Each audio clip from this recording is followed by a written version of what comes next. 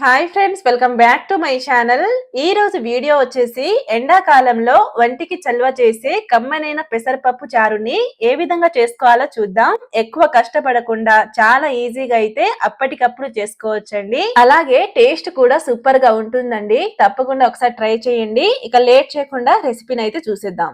ముందుగా ఒక బౌల్ ని తీసుకొని అందులోకి పొట్టు తీసిన పెసరపప్పునైతే వేసుకోండి. ఇక్కడ నేను 2 కప్పుల దాకా పెసరపప్పునైతే తీసుకున్నాను. బౌల్లో పెసరపప్పును వేసుకున్నాక అందులోకి నీళ్లను పోసి చక్కగా 2-3 సార్లు అయితే శుభ్రంగా కడిగేసుకోవాలండి. చూడండి, ఈ విధంగా చక్కగా కడిగేసుకున్నాక ఆ నీళ్లను తీసేసి కుక్కర్ లోకి అయితే వేసేసుకోండి. పెసరపప్పుని కుక్కర్ లోకి అయితే వేసేసుకోవాలి. పెసరపప్పుని చక్కగా క్లీన్ చేసి వేసుకున్నాక ఇందులోకి 4 కప్పుల వరకు నీళ్ళని అయితే పోసుకోండి.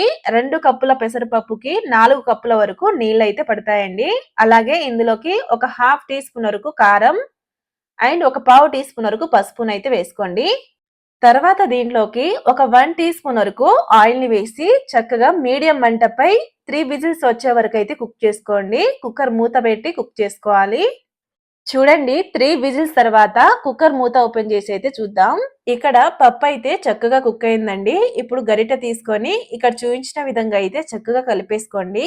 ఇలా పప్పుని మెత్తగా అయ్యేంత వరకు అయితే ఒకసారి బాగా కలిపేసుకోవాలి.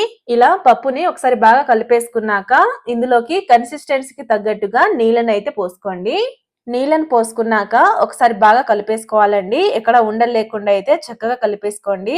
మీకు పల్చగా కావాలంటే పల్చగా చేసుకోవచ్చు, మందంగా కావాలంటే కొంచెం మందంగా అన్నా చేసుకోవచ్చు.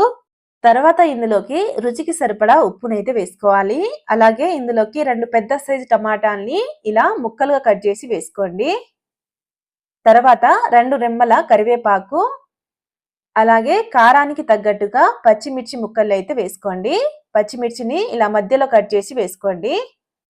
చివరిగా కొద్దిగా కొత్తిమీరను వేసి అంతా ఒకసారి బాగా కలిపేసుకోవాలండి. ఇలా అన్నిటిని వేసి ఒకసారి బాగా కలుపుకున్నాక స్టవ్ ఆన్ చేసి కుక్ చేసుకోండి. టమాటో పచ్చిమిర్చి ముక్కలు చక్కగా మగ్గే వరకు అయితే మీడియం మంటపై చక్కగా కుక్ చేసుకోవాలి. అలాగే పెసరపప్పు మాడకుండా మధ్య మధ్యలో కలుపుకుంటూ ఉడికించుకోండి. లేదంటే పప్పు కింద అడుగు పట్టేస్తుందండి. ఈ పప్పుని ఒక 5-6 నిమిషాల పాటు ఉడికించుకున్నాక స్టవ్ ఆఫ్ చేసేసుకోవాలి. టమాటో పచ్చిమిర్చి ముక్కలు కొంచెం మెత్తబడే వరకు కుక్ చేసుకుంటే సరిపోతుంది.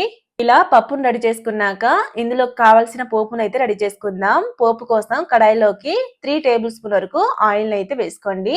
ఆయిల్ వేడయ్యాక ఇందులోకి కొద్దిగా ఆవాలు అండ్ ఒక హాఫ్ టీ స్పూన్ వరకు జీలకర్రను అయితే వేసుకోండి. అలాగే ఇందులోకి ఒక 5-6 వరకు పొట్టు తీసిన వెల్లుల్ని వేసి చక్కగా వేయించుకోండి. వెల్లుల్ని కొంచెం లైట్ గా వేపుకున్నాక ఇందులోకి ఒక రెమ్మ కరివేపాకునైతే వేసుకోండి. అలాగే ఇందులోకి ఒక 4 ఎండుమిరపకాయలు, కొద్దిగా కొత్తిమీర అండ్ చిటికెడు కొద్దిగా ఇంగువనైతే వేసుకోండి. చివరిగా ఇందులోకి ఒక పెద్ద సైజు ఉల్లిగడ్డని ఇలా నిలువుగా కట్ చేసి వేసుకోండి. ఇలా అన్నిటిని వేసి చక్కగా వేయించుకోవాలండి. ఉల్లిగడ్డ ముక్కలు కొంచెం మెత్తపడే వరకు వేయించుకుంటే సరిపోతుంది. చూడండి, ఈ విధంగా పోపును రెడీ చేసుకున్నాక మనం ముందుగా రెడీ చేసి పెట్టుకున్న పప్పులోకి అయితే వేసేసుకోండి. అలాగే ఇందులోకి కొద్దిగా కొత్తిమీరను వేసుకోండి. చివరిగా ఇందులోకి కొంచెం పులుపు కోసం హాఫ్ వరకు లెమన్ జ్యూస్ని అయితే పిండేసుకోవాలి. ఇలా లెమన్ ని పిండేసుకున్నాక అంతా ఒకసారి బాగా కలిపేసుకోవాలండి. అంతేనండి, ఎంతో టేస్టీ అయిన పెసరపప్పు పప్పుచారు అయితే రెడీ అయినట్టే.